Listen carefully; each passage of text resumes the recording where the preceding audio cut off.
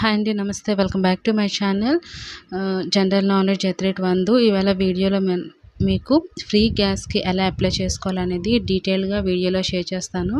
Free gas connection ఇది ప్రధాన్ మంత్రి ఉజ్వల్ యోజనకు సంబంధించింది. ఎవరు ఎలిజిబుల్, ఏ డాక్యుమెంట్స్ కావాలి, ఆన్లైన్లో కాకపోతే ఆఫ్లైన్లో ఎలా అప్లై చేసుకోవాలి, మనకి రెండిట్లో అయితే ఛాన్స్ ఇచ్చారనమాట.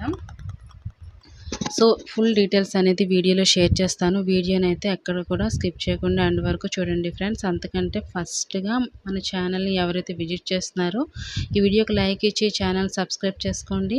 పక్కన బెల్ బటన్ ప్రెస్ చేయండి. ఓకేనా. ఈరోజు మనం వీడియోలో అంటే ఫ్రీ గ్యాస్ కనెక్షన్ ప్రధానమంత్రి ఉజ్వల్ యోజన గురించి ఫుల్గా డీటెయిల్గా తెలుసుకుందాం ఫ్రెండ్స్. మన ఇండియాలో పువర్ ఫ్యామిలీస్కి అనమాట గ్యాస్ ఫెసిలిటీ అందించడానికి పిఎం ఉజ్వల యోజన స్కీమ్ అనేది స్టార్ట్ చేశారు. దీని ద్వారా బీపీఎల్ అంటే బిలో పావర్టీ లైన్ ఫ్యామిలీస్లో ఉన్న ఉమెన్ హౌస్ హోల్డ్ హెడ్కి ఫ్రీ ఎల్పిజి గ్యాస్ కనెక్షన్ అనమాట ఇస్తారు. మెయిన్ ఆబ్జెక్టివ్ ఏంటంటే వంట కోసం కట్టెలు కానీ లేదంటే కెరోసిన్ వాడకుండా క్లీన్ అండ్ సేఫ్ కుకింగ్ ఫ్యూయల్ని అందించడం అనమాట దీని యొక్క మెయిన్ మోటో.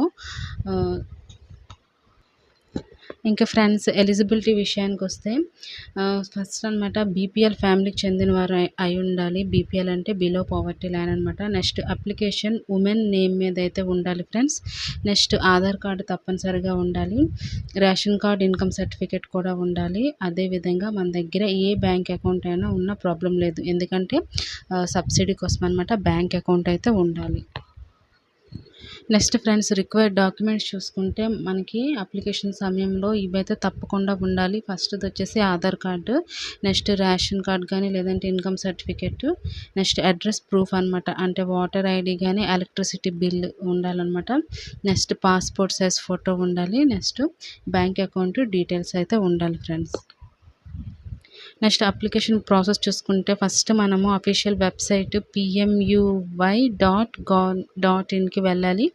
అక్కడ మనం అప్లై ఫర్ న్యూ కనెక్షన్ మీద క్లిక్ అయితే చేయాలి ఫ్రెండ్స్. నెక్స్ట్ అక్కడ మన ఫుల్ డీటెయిల్స్ అనమాట, అంటే నేము, అడ్రస్, ఫ్యామిలీ ఇన్ఫర్మేషన్ అన్నీ మనం టైప్ చేయాల్సి ఉంటుంది. తర్వాత మనకి రిక్వైర్డ్ డాక్యుమెంట్స్ అయితే ఏవి ఉన్నాయో అవన్నీ అప్లోడ్ చేయాల్సి ఉంటుంది. మీకు ఆల్రెడీ ముందుగా చెప్పాను కదా, ఆధార్ కార్డు ఇవన్నీ అనమాట మనం సబ్మిట్ చేయాల్సి ఉంటుంది.